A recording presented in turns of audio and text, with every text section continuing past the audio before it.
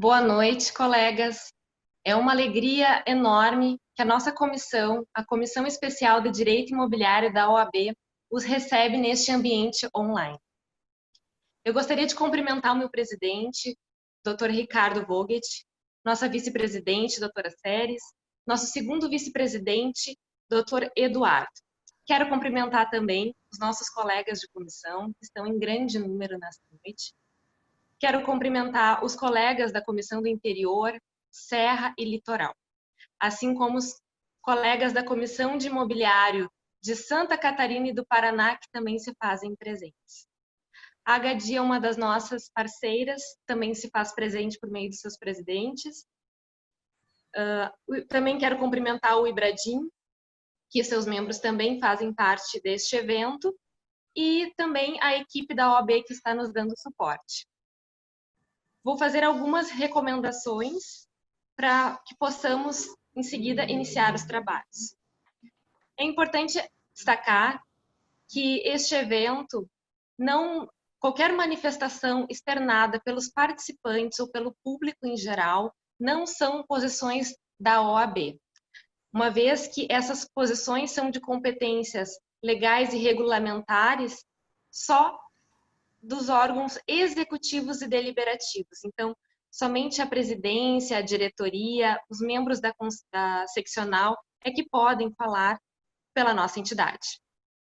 Gostaríamos também de destacar que os eventos promovidos pela comissão, pela Secretaria das Comissões, nos termos do regimento interno da seccional, têm por finalidade assessorar o Conselho Seccional e a sua diretoria, assim como trabalhar as matérias de sua competência e também promover a discussão das matérias relacionadas às comissões.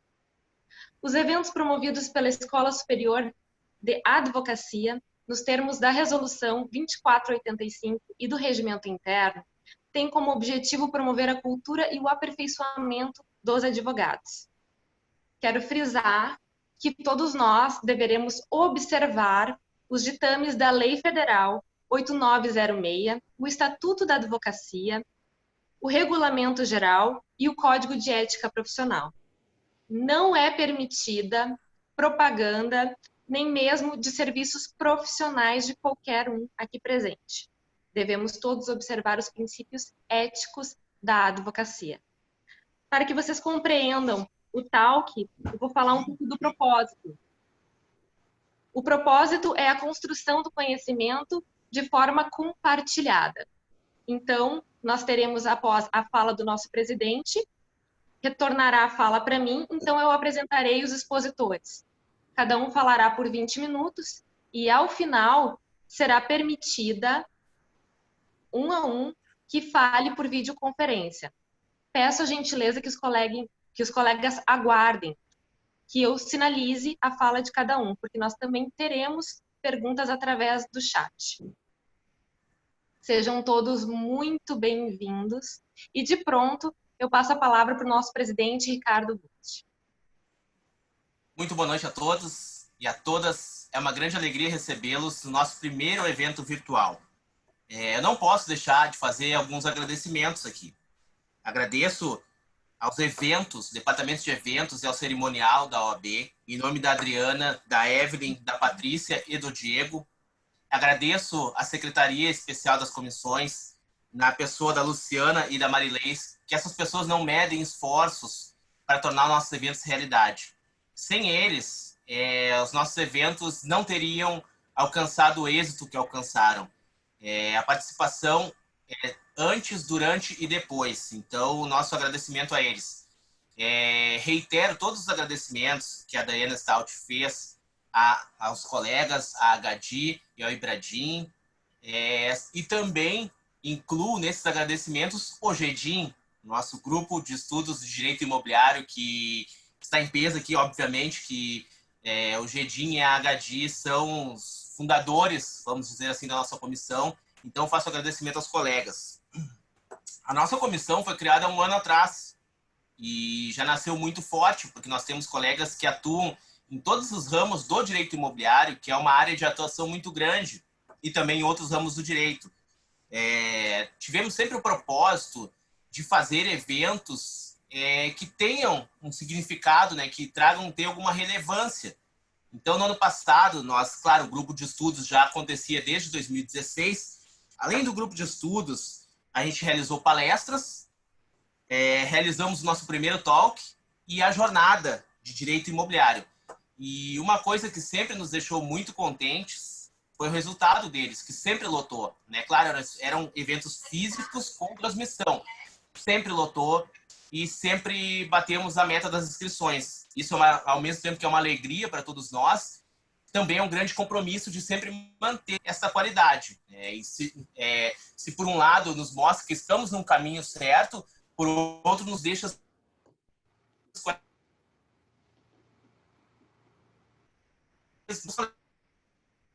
colegas. Para esse ano, uma agenda pronta, todos os eventos, né? Eu, Ricardo, presidente, a Daiane Stout, secretária-geral, que é a pessoa que mais trabalha com os eventos da nossa comissão, juntamente com a nossa vice-presidente, a Séries, com o nosso segundo vice-presidente, o Eduardo, e também em consonância com a HDI e com o Ibradim, já tínhamos uma agenda, né, mais ou menos elaborada, com todas as datas. E o nosso problema era justamente a falta de datas por tantos eventos. Bom, infelizmente, estamos todos vivendo este problema e que nos obrigou a mudar o foco, né? Ficamos por ter muitas opções e a OAB, né, que eu também faço agradecimento à nossa instituição que está propiciando que possamos nos encontrar aqui. Então, né, que nós não imaginávamos há pouquíssimo tempo atrás, né? E a gente até evitava fazer o uso dessas tecnologias. E hoje em dia nós agradecemos, né, por poder fazer o uso delas, porque elas é que estão nos deixando trabalhar minimamente. Então, a Dayana teve no talk justamente trazendo, falando justamente dessa dos 30 anos, e nada mais oportuno do que falar agora de este evento foi uma sala de 100 pessoas. E para nossa grata surpresa, no quarto para o quinto dia, os colegas vieram reclamar que não conseguiam mais fazer as inscrições, ou seja, estava lotado o evento em 4 dias, que a OAB verificasse a possibilidade de ampliar a sala, e a sala foi ampliada. Tivemos, salvo o melhor juízo, 213 inscrições, que mostra a relevância do evento. Então, finalizando, eu quero cumprimentar a cada um dos colegas que se empenhou, né, para divulgar, que reservou um espaço na sua agenda para estar aqui, porque a saúde, a força e a união da nossa comissão está no trabalho de cada um de vocês e de todos nós juntos. Então, eu desejo a todos um excelente evento e que façamos bom proveito das palavras do colega Gilberto Koenig e do colega Demetrio Janacos. Muito boa noite a todos. Obrigada, Dr. Ricardo Vogt. Então, dando seguimento, eu quero destacar que quando faltar 1 minuto para os 20, eu terei que interromper e avisarei, tá? Então, em função de ser um evento virtual, infelizmente, terei que tomar essa delicadeza e já me desculpe de antemão com os nossos expositores. Bom, a proposta desse talk, como bem falou o nosso presidente, ela veio de um pensamento que nós tivemos dentro da comissão, porque nós já vínhamos, antes de tudo isso, de uma crise. Fora essa crise, nós tínhamos 2 tipos de advogados, aquele advogado que não tem experiência no ramo imobiliário e aquele que tem experiência, mas está precisando se ressignificar, se reinventar em função da tecnologia. Tudo isso não foi o suficiente para nós. Veio uma crise movida pelo Covid, e que nos motiva a estar hoje aqui. Então, fazendo um casamento entre o antigo e o novo, para que nós possamos construir juntos, quem sabe, algumas alternativas ou alguns caminhos. Os convidados dessa noite são 2 professores. O primeiro deles é o Gilberto Koenig, e eu vou ler o currículo resumido dele. Ele é ex-presidente da HDI, professor universitário por 30 anos, ex-vice-presidente de locações do Secov e advogado. O segundo expositor é o Demétrio Giannakos, é doutorando e mestre em Direito pela Unicinos e é advogado. Passo de pronto a palavra para o Dr. Gilberto. Por favor, nos presenteie com a sua fala. Me ouvem? Tranquilo. Boa noite a todos. Quero cumprimentar o nosso presidente Ricardo, nossa secretária Daiane, o nosso colega Demétrios e todos aqueles que trabalharam para que esse evento se realizasse nessa noite fria. E vamos dizer, né? Que noite fria, né? Eu, pelo menos aqui, estou pensando que aí fora está muito frio, né? Estou no ar-condicionado, está tudo tranquilo, está tudo bem. Meus queridos, nós dividimos, eu e o Demétrio, essa nossa fala em dois momentos. Não sei por que me deixaram com a parte da história dos velhos, né?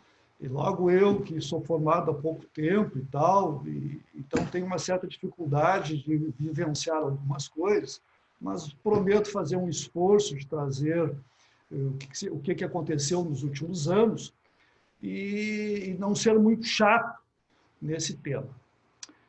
O nome se nós fôssemos publicar alguma coisa, se nós fôssemos divulgar com mais ênfase, o nome que se adotou aí para o nosso evento é Advocacia nos últimos 30 anos e as inovações tecnológicas. Eu ouso botar entre parênteses aqui, pelo menos na minha fala, lembranças de um advogado. Porque, na verdade, dizer que o mundo mudou é um clichê. Né? Todos nós sabemos que a mudança é contínua e todo dia há inovações, e isso sempre foi e sempre será assim.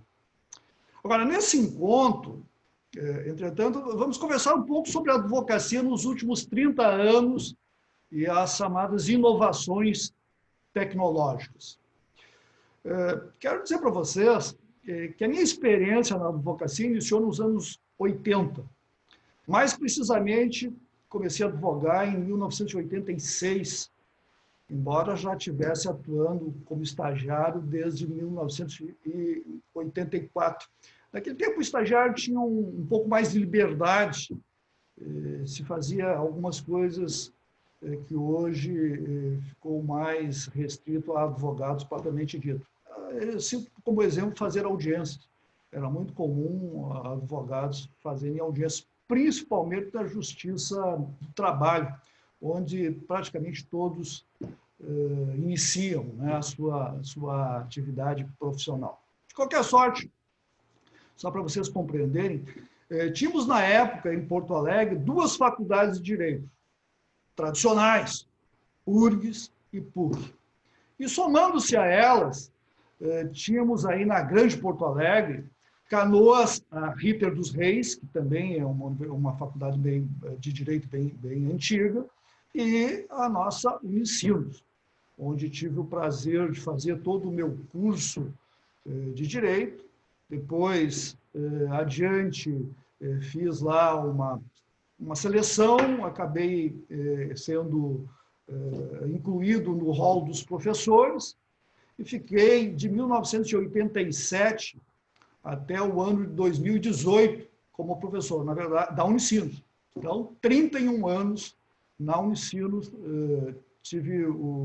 Tenho orgulho de dizer que não faltei nenhum semestre, tive lá todos os semestres, então, efetivamente, 31 anos sentado nas cadeiras lá como professor, passando um pouco do nosso conhecimento. Mas vejam que, então, na ocasião, eram 4 universidades grandes e o número de advogados, obviamente, que era um número restrito. A minha OAB é 20 mil, na verdade, 20.081. Então, 20 mil em 1985 significava dizer que tinha em Porto Alegre, aí, quem sabe, em Porto Alegre, no Rio Grande do Sul, quem sabe aí 15 mil, 14 mil, 13 mil advogados, não mais do que isso. Hoje se tem notícia, né, de números muito maiores. Mas por que isso? Porque as faculdades se multiplicaram. Hoje, em Porto Alegre, seguramente tem uns 15 cursos de direito. Se nós começarmos a contar nos dedos, aí nós vamos encontrar umas 15, ou se não isso, muito próximo disso, instituições de direito. Obviamente que naquele tempo a coisa era diferente. Primeiro, o poder judiciário era respeitado. E isso é uma verdade, meus amigos. O poder judiciário tinha muito respeito. Não que hoje não o tenha, mas hoje se duvida mais das decisões. Talvez pelas dificuldades políticas momentâneas, mas naquele tempo o poder judiciário certamente tinha um outro respeito. A jurisprudência era consolidada e as decisões dissonantes eram exceções. Quando se ajuizava uma demanda, sob o ponto de vista do direito, já se sabia qual era a interpretação dos tribunais. Hoje, como se sabe, não se tem certeza de absolutamente mais nada. Jamais posso hoje dizer ao meu cliente que a ação terá esse ou aquele resultado. Se lá atrás eu poderia eventualmente dizer que a tendência era tal, hoje nem tendência eu falo mais, pela dificuldade da unificação da jurisprudência, pela dificuldade de interpretação e pelo viés político dos nossos tribunais. A verdade é que, no caso concreto, os processos eram examinados naquele período com muito cuidado. Só para se ter uma ideia, na jurisdição estatal, ou estadual, melhor dizendo, na jurisdição estadual, nós tínhamos 4 entrâncias. Entrância de primeiro grau, primeira entrância, segunda entrância, terceira e quarta. Hoje só temos inicial, intermediária e final. E nós tínhamos Tribunal de Alçada e Tribunal de Justiça. E aqui é bem importante para os jovens advogados, que alguns têm certeza que não sei se sabem da existência dos tribunais de alçada. Nós tínhamos aqui, então, no estado do Rio Grande do Sul, o Tribunal de Alçada, onde os membros se denominavam de juízes de alçada, e tínhamos o Tribunal de Justiça.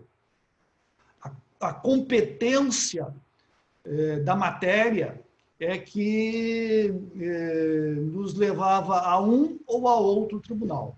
Os assuntos, por exemplo, de locação, eram de competência do Tribunal de Alçada. Já as questões de família eram de competência do Tribunal de Justiça. As câmaras, naquele momento, julgavam em uma sessão, no máximo, 15 ou 20 processos. O habitual é que apenas 9 processos fossem julgados. Ou seja, os juízes de alçada ou os desembargadores, dependendo do tribunal, levavam o tema para ser julgado na sessão. Não havia o voto pronto. Tá? Havia uma posição estudada, o relator proferia o seu voto e o revisor ou o vogal, enfim, discutiam naquele momento e se chegava a uma conclusão. Era assim. Não tem o que temos hoje. Esses dias eu vi uma Câmara julgando mais de 1000 processos num dia. Eu fico pensando, será que realmente se julga 1000 processos num dia? Será que se conhece o processo, conhece o fato? Eu tenho certeza que não. Não é possível isso. Mas é importante ter-se em mente que o advogado, para formular a petição inicial e as demais, naquela década, utilizava-se, obviamente, das ferramentas do momento, qual seja, máquina de escrever. Né? Eu comecei a advogar com uma máquina de escrever manual, uma máquina Olivetti, e o meu grande sonho naquela oportunidade era comprar uma IBM de esfera.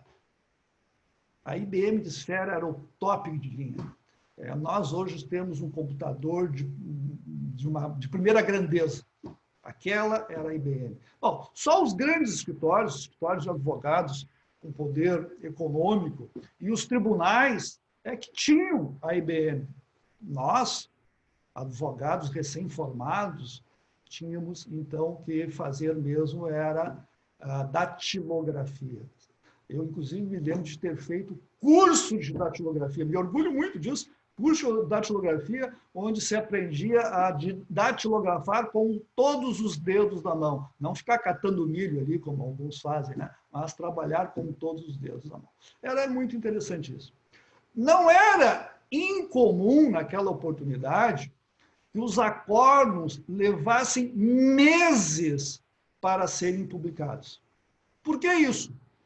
Porque a Câmara decidia o assunto, o julgador, o relator, rascunhava o acordo, ou era feito a partir das anotações taquigráficas ou estotipia.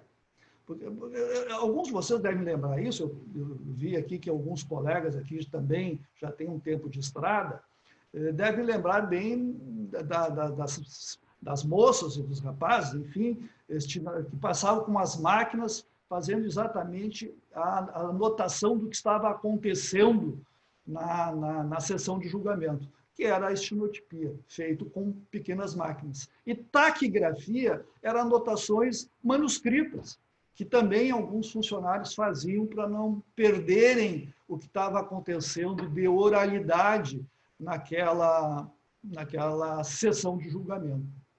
Então, vejam que o tempo de proferir a decisão ao tempo de se ter o acordo não era um tempo imediato. Hoje, a sessão está acontecendo, quando termina a sessão, e às vezes nem chega a terminar, o acordo já está disponível, né, pela facilidade que se tem hoje da tecnologia. Vocês imaginem, então, se isso era assim nos tribunais, imagino nos pequenos escritórios a dificuldade que nós tínhamos. Me lembro bem que naquela oportunidade, além da máquina de escrever, eu trabalhava muito com ações de condomínio, e tínhamos alguns condomínios já com um número bem elevado de unidades, e os inadimplentes, quando chegava no momento de fazermos a cobrança dessas cotas condominiais em juízo, ficaria difícil fazer 10, 15, 20 ações datilografadas uma por uma. Então, nós usávamos mimeógrafo. Não sei se alguém lembra disso, mas usávamos o mimeógrafo com os espaços em branco e só preenchíamos o nome do condômino inadimplente, por exemplo, a unidade, qual era o valor do débito e os meses. E o resto, a petição inicial, era a mesma. O que nós fizemos hoje nos nossos computadores, nós temos as petições prontas, só trocamos os dados, só com a facilidade de fazermos isso caso a caso, situação a situação, e lá não tínhamos essa facilidade de impressão que nós temos hoje. Vocês imaginem fazer uma petição à mão, né, colocando a folha, às vezes com papel carbono, para já sair lá a segunda via, ou às vezes 2, 3 papéis carbonos para se ter lá já a via de acompanhar o mandado, ter a nossa cópia e assim por diante. Tá? E se nós errávamos alguma coisa, errávamos uma letra ou errávamos uma expressão, tá? Tínhamos que, obviamente, ou refazer todo aquele nosso trabalho, ou botar lá um errorex, que naquele tempo era, na verdade, a borrachinha, assim, molhadinha na ponta da língua, assim, para tirar aquele erro ali, né? Também se utilizava de alguns expedientes inteligentes, né? Como, por exemplo, quando a gente queria dar uma cutucada no juiz, né? A gente dizia assim, o pobre juiz, digo, o nobre juiz. Tá? Então, tinha, assim, expedientes da advocacia que hoje não se tem mais. Tá? Os computadores, aliás, antes disso, a pesquisa, né? É interessante essa pesquisa que nós temos hoje via internet, era uma pesquisa difícil, nós dependíamos, na verdade, de revistas dos tribunais, que eram publicados semestralmente, trimestralmente, dependia da revista. Nós recebíamos a revista, e isso, ó, o Ricardo está mostrando aí, Alex, né? Mas tinha ainda revistas mais antigas, como Julgados, como aqui do nosso tribunal, como a revista do Tribunal de Justiça também, aqui do nosso Tribunal de Justiça. Enfim, pesquisa para se conhecer um julgado do Supremo levava-se meses, porque a informação demorava a chegar. Hoje o Supremo está decidido e nós estamos acompanhando via TV, via outros canais de informação. Naquele tempo, nada disso era possível. Nós tínhamos que aguardar o acórdão do Supremo ser publicado, tínhamos que comprar ou assinar a revista para podermos ter as informações. Tá? Vejam que a internet começa a se popularizar no Brasil mesmo, lá pelos anos 2005, 2000, enfim, a partir do ano 2000. Até então, não tínhamos sequer acesso a esse tipo de tecnologia. Os computadores, por sua vez, só começaram a fazer parte da nossa atividade profissional a partir do final dos anos 80 e início dos anos 90, quando começaram a ficar pessoais, não tínhamos mais necessidade. Veja, com o computador do passado, que nós, obviamente, não utilizávamos, era de toneladas, custavam 10 milhões de dólares, era uma coisa inacessível. Depois veio os computadores pessoais e aí começou a ficar mais popular. Eu não posso deixar de dizer para vocês que o meu primeiro computador foi um CP500 da Prológica.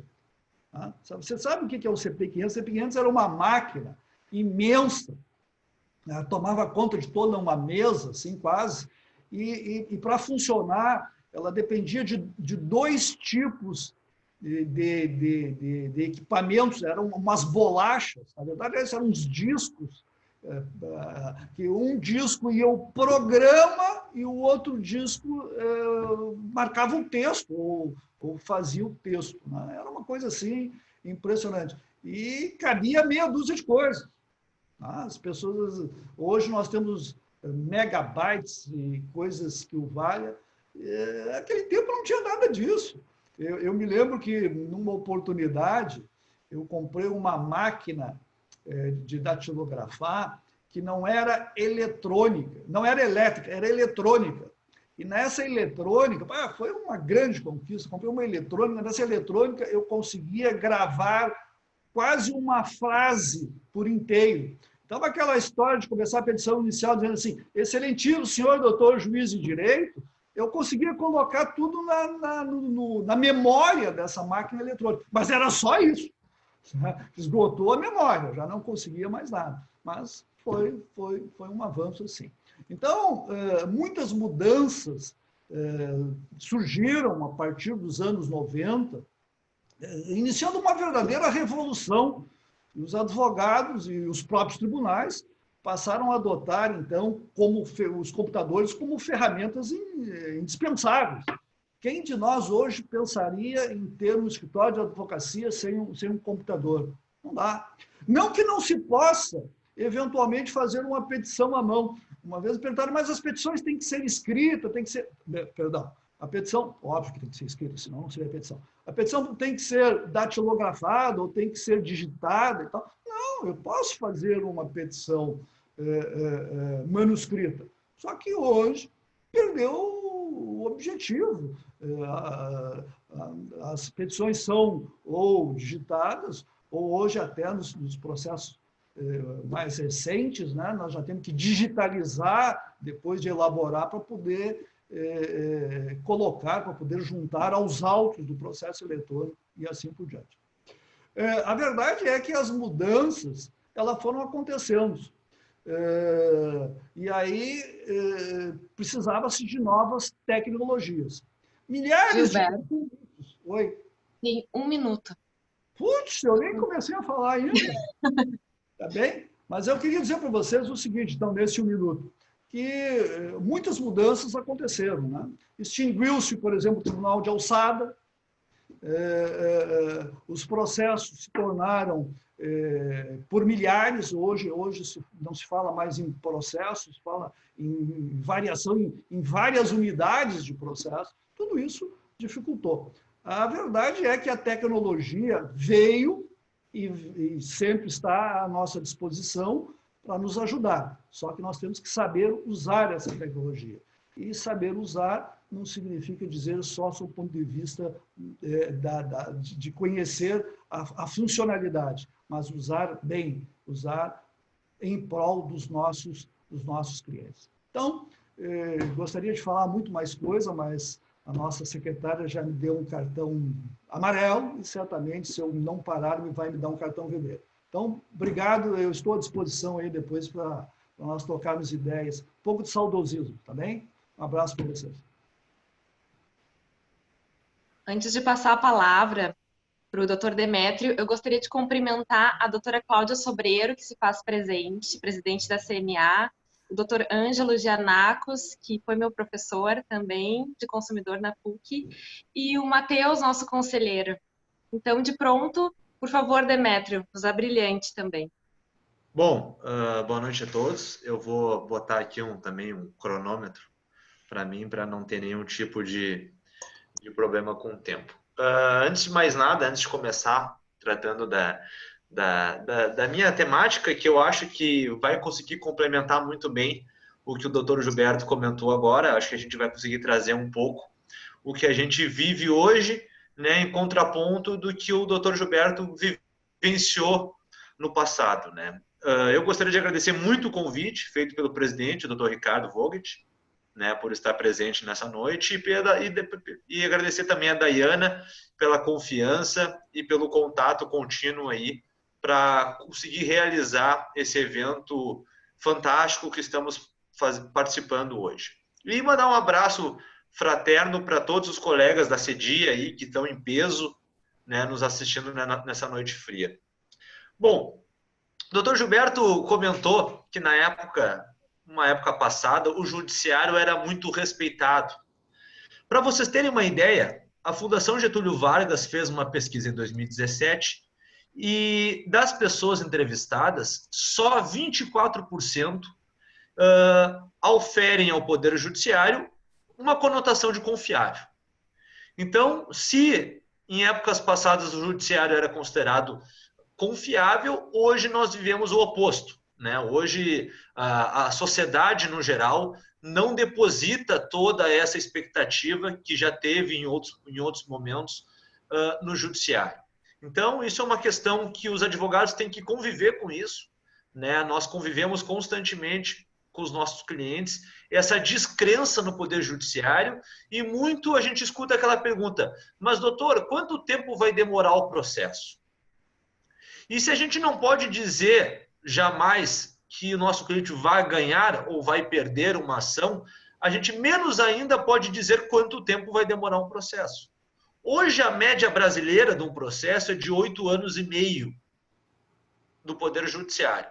Então, digamos que o processo ele deixa muito a desejar no quesito eficiência, e a gente tem que começar a compreender as tecnologias e como elas têm impactado, tanto do ponto de vista do advogado, quanto do ponto de vista do Poder Judiciário. Então, conversando com a Dayana nos últimos dias, eu gostaria de trazer para vocês como a tecnologia, de um modo geral, tem influenciado a advocacia nos tempos atuais e propriamente também nesse momento de coronavírus, né? De momento de isolamento social. Então, a advocacia moderna nunca se deparou tão fortemente, de forma tão dependente da tecnologia como nos momentos atuais. Então, hoje nós vivemos o processo, já desde o ano passado com o EPROC, um processo totalmente virtual. Hoje os processos, a gente não consegue tocar no processo. O contato com o cartório, ele é basicamente todo eletrônico, né? E o contato com o juiz nesse momento de pandemia também se faz de forma eletrônica. Hoje, que nem a Daiana comentou, a gente faz sustentações orais sem sair do nosso escritório.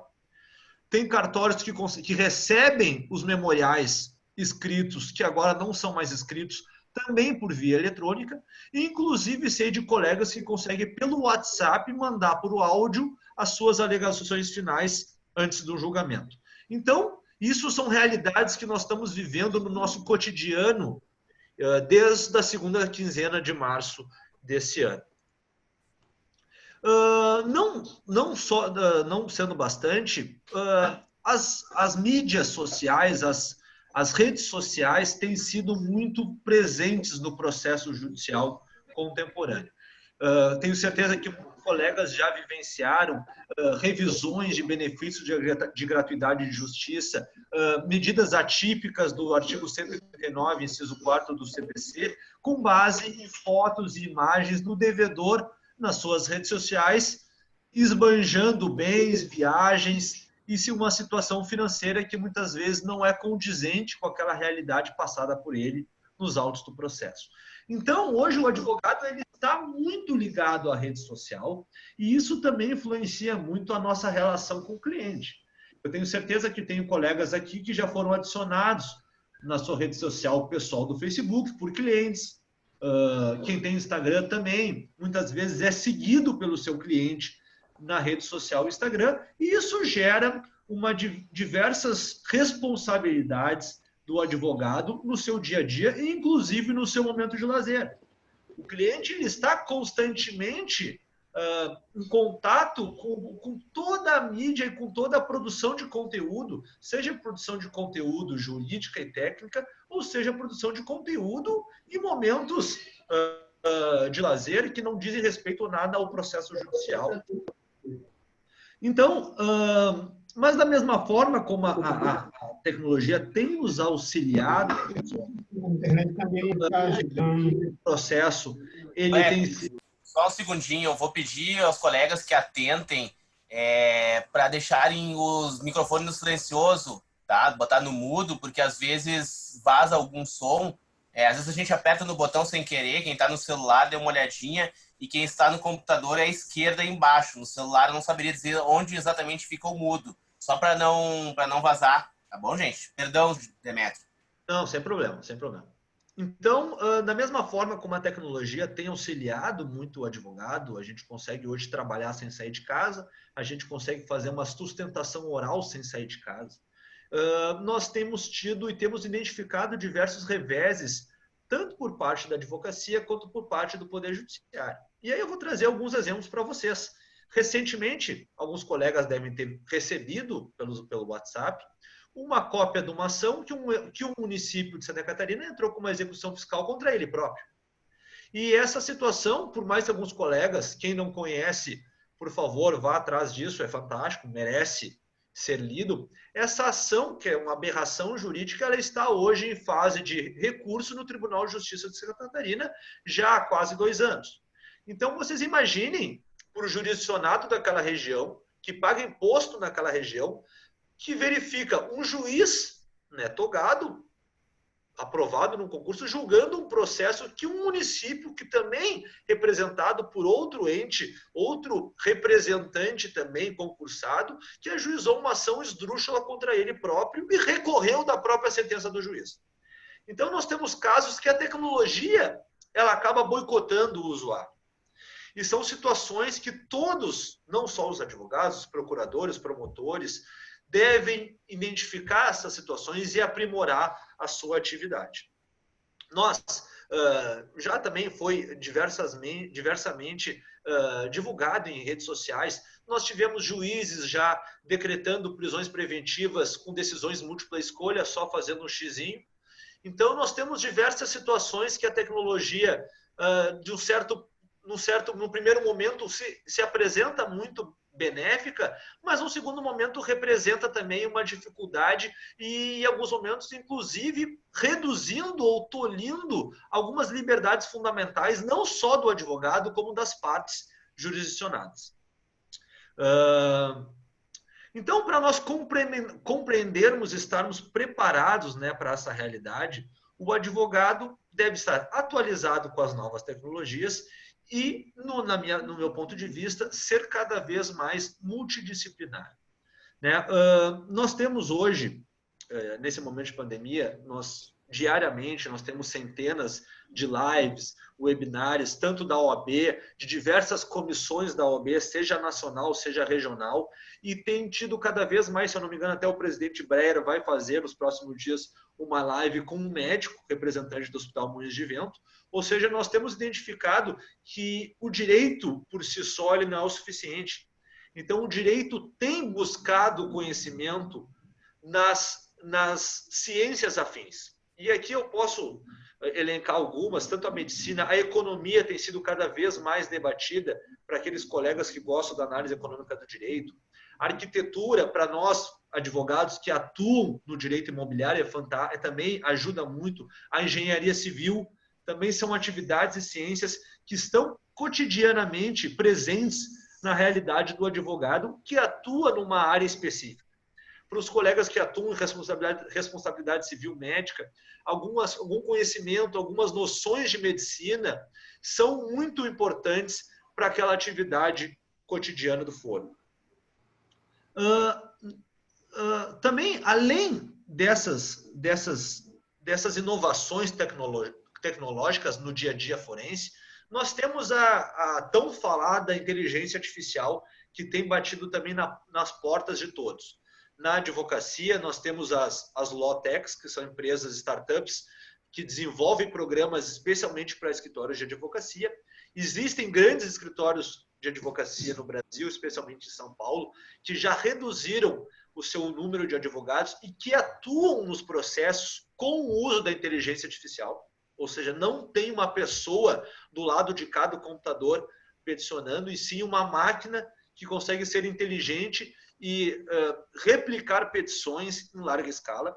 E do ponto de vista do Poder Judiciário, nós também temos tido nos últimos 2 anos um grande investimento dos tribunais de justiça, tanto superiores quanto regionais, nessa inteligência artificial. Aqui trazendo para os colegas 2 exemplos, para os que não estão tão familiarizados. O Radar no Tribunal de Justiça de Minas Gerais, que recentemente julgou 300 processos simultaneamente. E nós temos o caso do Poti, no Tribunal de Justiça do Rio Grande do Norte, que faz penhoras online diariamente em contas de empresas e pessoas jurídicas devedoras, faz a liberação do valor, faz a liberação da conta, caso não tenha aquele valor pretendido na conta, e se existir o valor, ele faz automaticamente a remessa do valor para uma conta judicial. Além disso, o Poti sugere ao juiz togado a decisão que ele entende cabível naquela situação específica.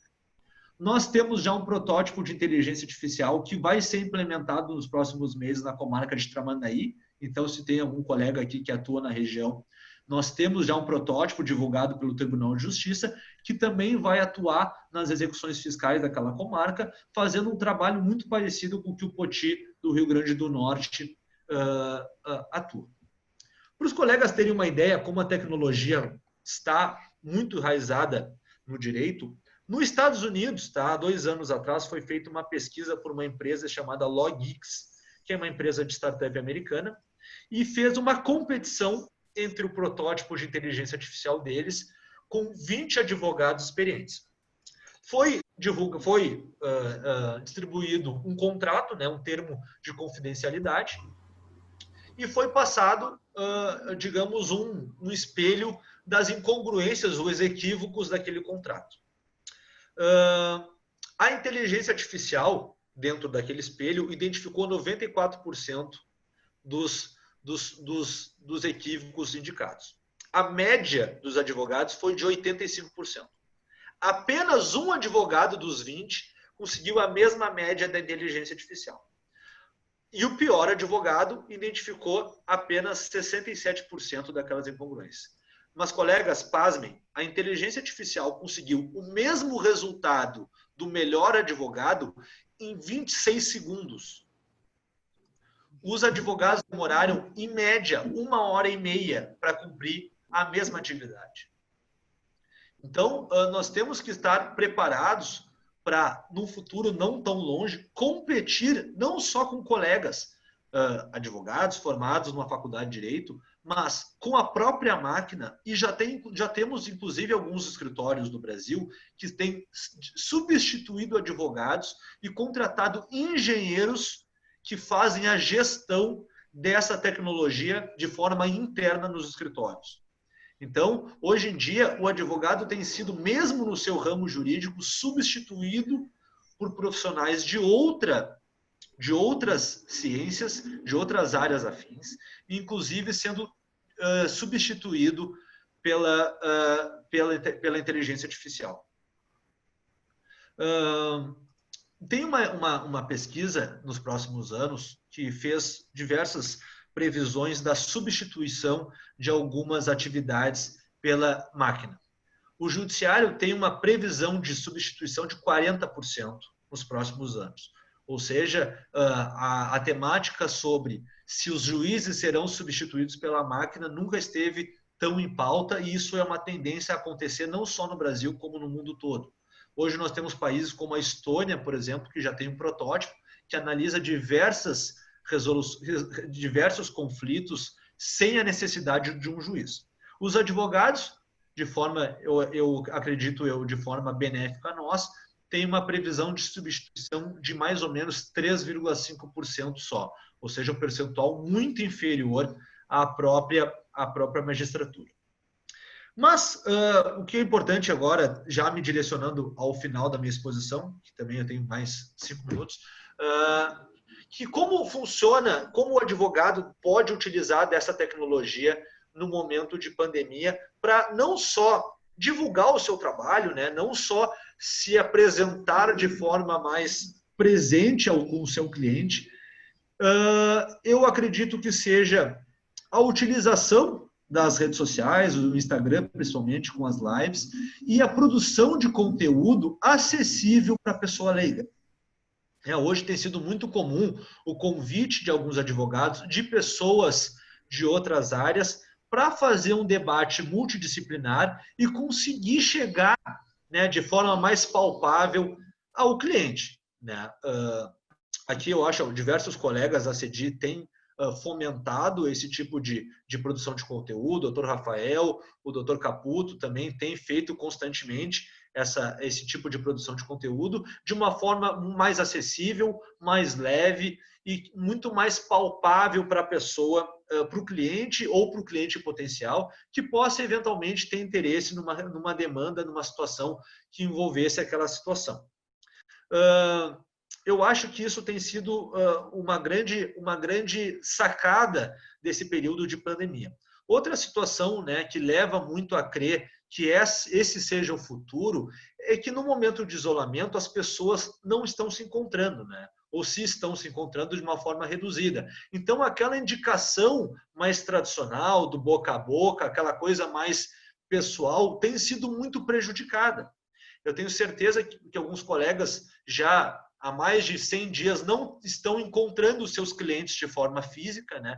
Têm se comunicado por rede social ou por Skype. Então, nós temos tido um contato já com o nosso cliente de forma mais distante, nesse sentido, e também de uma forma mais prospectiva, a tecnologia tem se apresentado benéfica, né? E com algumas alternativas importantes, né, para a gente conseguir manter o nosso trabalho e conseguir, de certa forma, demonstrar que nós, profissionais, estamos atualizados com a situação atual e poder mostrar para os nossos clientes que estamos sempre na busca de novos conhecimentos e produzindo conteúdo, não só para outros colegas, mas também para as pessoas que nós representamos ou podemos vir a representar no futuro. Além disso, né, nós temos diversas plataformas de pesquisa e de procura de material jurídico nesse momento. Para aqueles colegas que gostam de uma biblioteca, gostam daquela daquele local físico para pesquisa, eu trouxe 4 plataformas bem importantes, não só para pesquisa doutrinária, como para pesquisa jurisprudencial, que eu acho que pode ajudar bastante aos colegas nesse momento excepcional. Eu saliento o site da Biblioteca da Unicinos, que o Dr. Gilberto deve conhecer muito bem, que tem uma grande gama de materiais disponíveis de forma gratuita, desde artigos científicos já devidamente transferidos em PDF, até dissertações, trabalhos de conclusão e teses de doutorado das mais diversas matérias que podem ser acessadas por todos, por toda a comunidade jurídica. Outra plataforma que eu vejo bem interessante é o Periódicos da CAPES, né, disponível pelo governo federal, que também possui muito material disponível, né, diversas revistas que têm o seu acesso gratuito e de fácil contato para todos os advogados. O terceiro é o site do Sabi da URGS, né, da Faculdade de Direito, que também disponibiliza, da mesma forma como a Unicinos, os seus trabalhos de conclusão, trabalhos de dissertação de mestrado, teses de doutorado e livros em PDF e artigos em PDF a nível nacional e internacional. E, por último, o OAB Juris, que é uma plataforma da nossa querida OAB, que disponibiliza ao advogado fazer pesquisa de jurisprudência de uma forma muito mais concisa, né, e conseguindo abranger um maior número de tribunais no mesmo momento, né, sem precisar que o advogado pesquise no site de cada tribunal, que a gente sabe que cada tribunal tem um sistema diferente de pesquisa, alguns mais fáceis, o nosso, na minha opinião, eu acho extremamente fácil, mas tem alguns outros tribunais que dificultam um pouco o acesso, as emendas são muito sucintas, então a OAB já, de uma forma mais recente, possibilitou esse contato dos advogados e essa pesquisa dos advogados do seu dia a dia. Então, pessoal, eu encerro por aqui a minha apresentação, acho que dentro dos 20 minutos, acho que deu uns 19 minutos, respeitando o tempo e agradecendo a presença de todos e a atenção de todos nessa noite. Muito obrigado. Obrigada, Demétrio. Tivemos 2 excelentes exposições, com certeza. Eu gostaria de saber se algum colega gostaria de se manifestar, fazer alguma indagação. Pode abrir o microfone, que nós vamos oportunizar.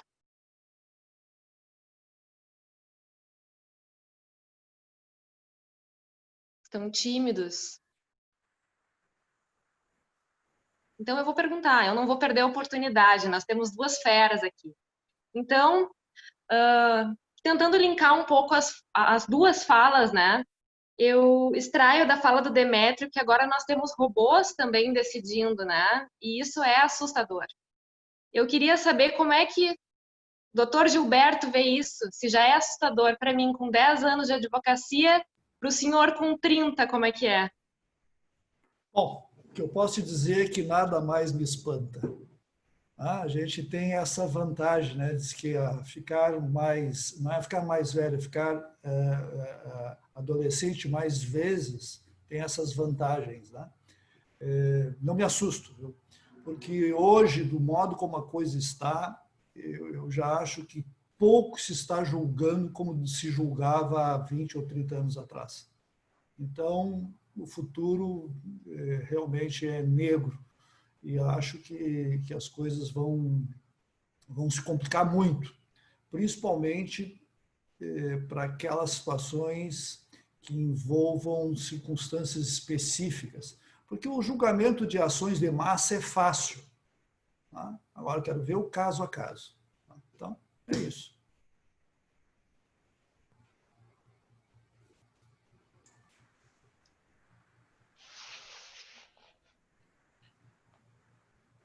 Colegas, vocês estão muito tímidos. É só o momento para fazer perguntas, para se manifestarem. Gostaria de saber se posso fazer uma pergunta agora. Doutor Gilberto e doutor Demétrio, primeiramente eu gostaria de manifestar meus parabéns pelas exposições, foram muito, muito interessantes, as 2 perspectivas colocadas em quase caminhos opostos, em termos cronológicos, e essa compreensão completa de como que a nossa advocacia alterou drasticamente nos últimos anos e dando um pouco para a gente uma visão do que nos espera. E justamente sobre essa questão do que nos espera, eu gostaria de perguntar para vocês sobre como vocês visualizam a atuação do advogado que fica muito concentrado na atuação processual. E se não existe uma possibilidade, especialmente no ramo imobiliário, do advogado concentrar muito a sua atuação na parte extrajudicial, em revisão e elaboração de contratos, em corporações, empreendimentos imobiliários, e se não tende a ser o advogado processualista engolido por esse processo de robotização da atuação. Doutor Gilberto, concedo a palavra primeiro ao senhor. Tá bom? Muito obrigado. Bem, o que eu penso é o seguinte, vou dizer, a forma mecanizada, a forma de se atuar através de computador, etc., isso é extremamente como ferramenta. Agora, na advocacia, me parece que nada é mais importante que o trato com o seu cliente.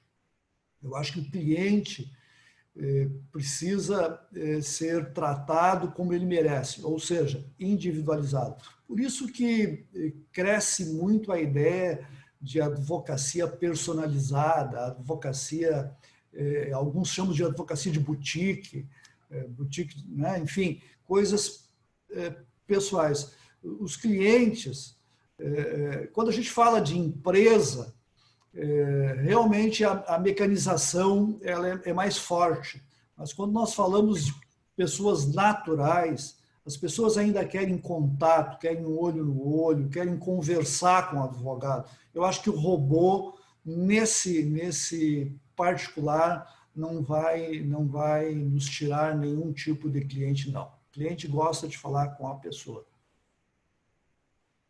Bom, Rafael, eu concordo com o doutor Gilberto. Eu acho que a advocacia mais personalíssima, seja ela preventiva, ou seja ela do litígio processual, eu acho que elas vão ter sempre espaço. A grande questão é a forma de atuação desse advogado. Se esse advogado visa, né, clientes com uma carteira de processos extremamente de massa, esse advogado ele tende a ser substituído. Tá? Ele já tem perdido muito espaço, e até porque a jurisprudência tem sido sedimentada cada vez mais em matérias massificadas. E a inteligência artificial tende a primeiro resolver essas questões. O julgamento que teve no Tribunal de Justiça de Minas Gerais por uma inteligência artificial julgou só ações revisionais de banco, entendeu? Então foram questões já sedimentadas pelos tribunais superiores e pela jurisprudência daquele tribunal que passou aos desembargadores uma confiança em delegar esse poder de decisão para a máquina.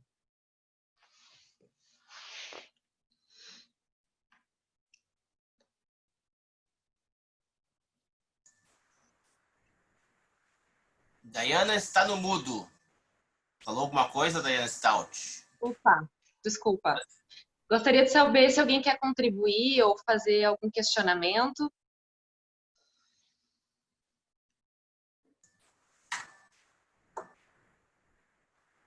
Bom, o Rafael falou de um ponto, né, de contratos e tudo mais, né, e eu lanço a minha questão, né, que eu trabalho com devedores de aluguel e devedores de condomínio. Então, eu vejo que para alguns pontos, sim, né, tem como se escapar da judicialização, mas no meu caso, pelo menos, eu não vislumbro, trabalhando para imobiliárias, principalmente, eu não vislumbro muita possibilidade de fugir da judicialização.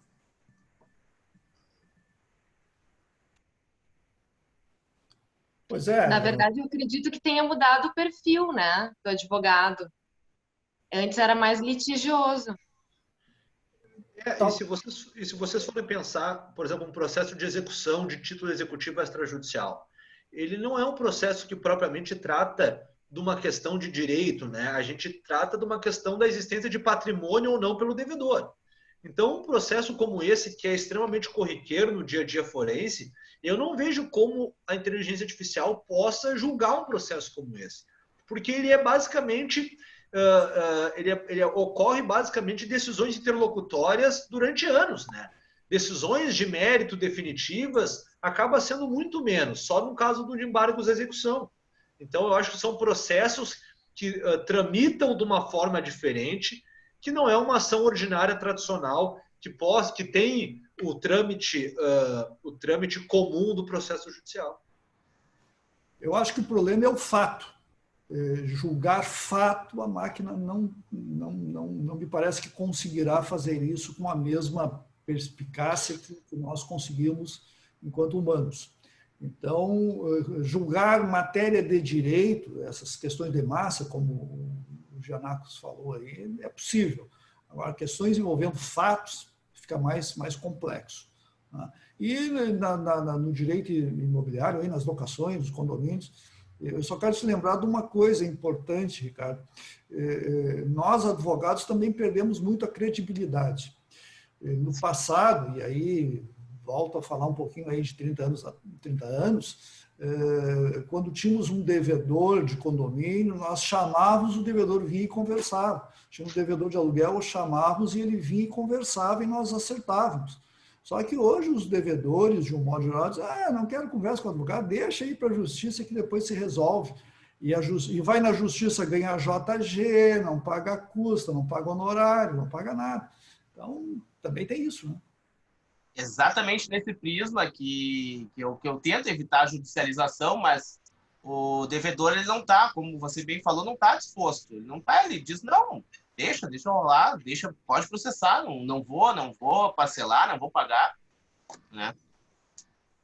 É que a demora do processo, de regra, ajuda exatamente ao devedor. Claro.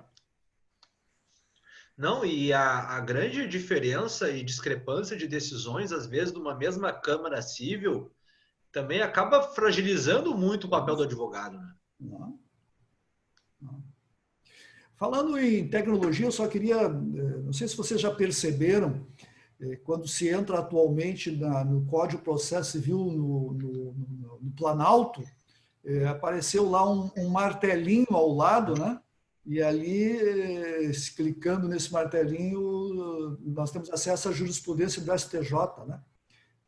Uma tecnologia extremamente interessante que eu acabei descobrindo por acaso há alguns dias. Então, quero também trazer essa informação. Eu penso que quando a gente para refletir sobre tecnologia, a gente acaba tendo um medo, principalmente o advogado que é mais antigo, né? Mas ela também é um aliado, porque hoje nós podemos fazer uma escritura online. Queria saber de vocês, né? O que vocês acham? Vocês já estão utilizando esse tipo de ferramenta? Eu, particularmente, sim.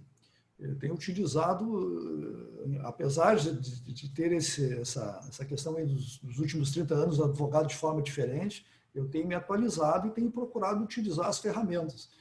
Essa questão da central de informações, dos registros de imóveis, por exemplo, uma facilidade.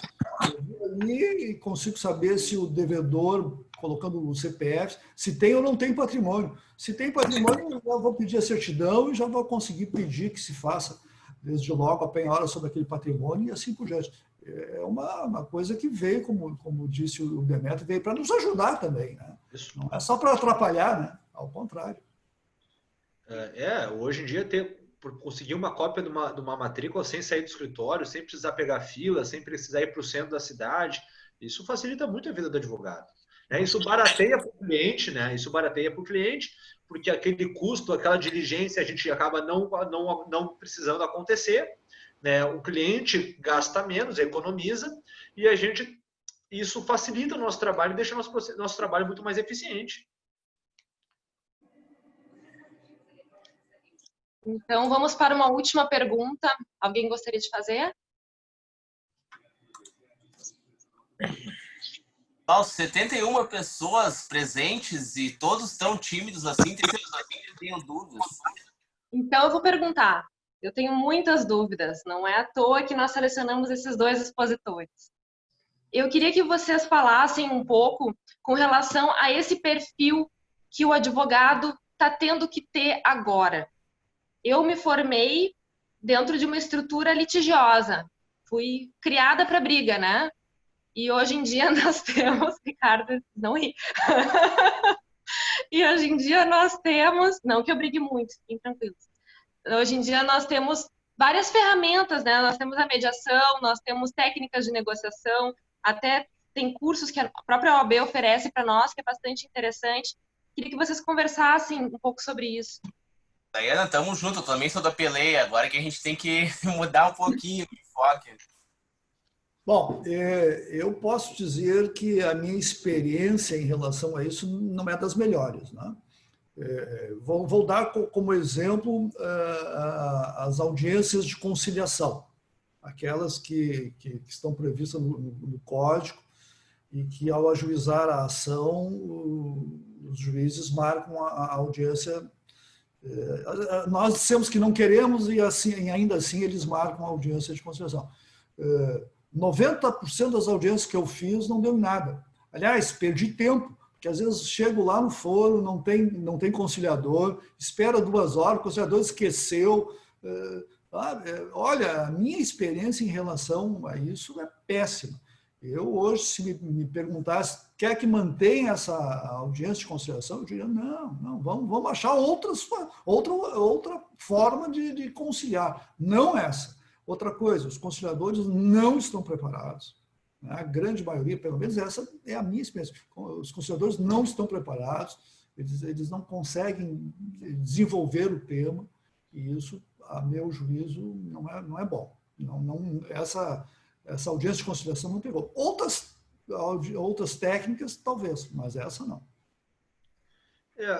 Eu acho que a questão da conciliação, ela só vai funcionar para nós, primeiro, com uma capacidade, né, do conciliador, do mediador, e segundo, com uma mudança cultural, né?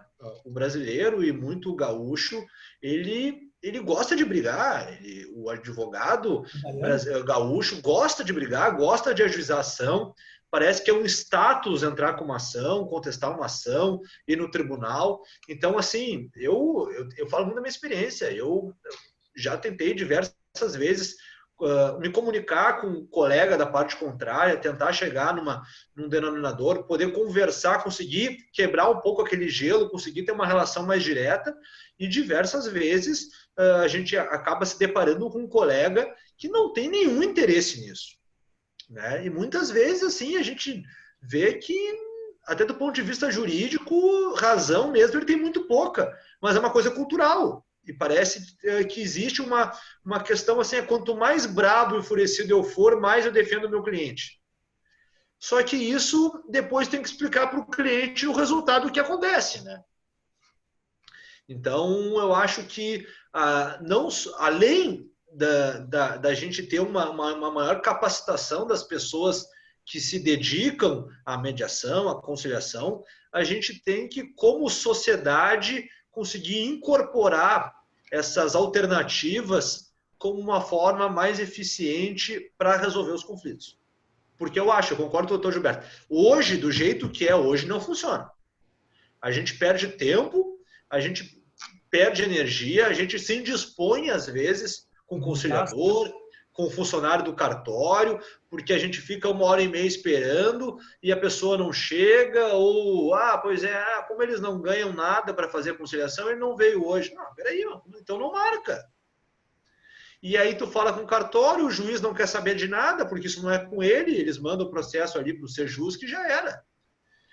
Então, falta também uma supervisão, né? O juiz também ele não responde por isso. Então, eu acho que tem um grande gap entre a mediação e a conciliação judicial e o cartório e o juiz.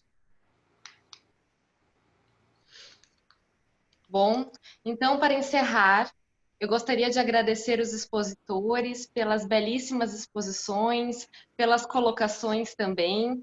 foram de grande valia. Gostaria de agradecer pelos meus colegas de comissão, pelo auxílio na organização do evento, assim como a todos os membros da comissão que são tão engajados sempre e fazem tudo isso acontecer. Um agradecimento especial para a nossa secretária adjunta, doutora Fabiana Bart, a toda a equipe da OAB pelo apoio e a todos vocês por estarem aqui e confiarem em nós e contribuírem para este evento. Uma boa noite a todos.